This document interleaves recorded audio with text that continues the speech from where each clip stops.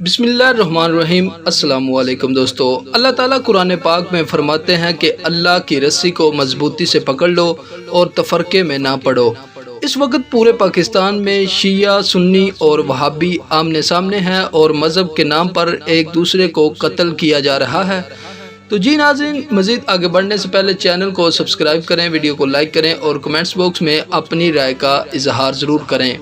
آپ جانتے ہیں کہ مذہب کے نام پر پاکستان میں ایک دوسرے کو قتل کیا جا رہا ہے۔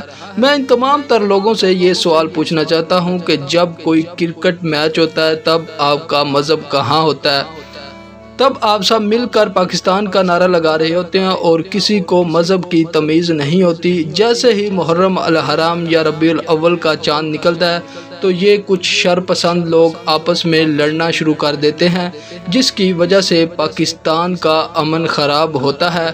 آپ جانتے ہیں کہ اگر یہودیوں کی بات کی جائے تو یہودی اور عیسائی آپس میں ان کا مذہب الگ الگ ہے، لیکن وہ کبھی بھی آپس میں اس طرح نہیں کرتے جس طرح مسلمانوں نے اب لڑنا شروع کر دیا ہے۔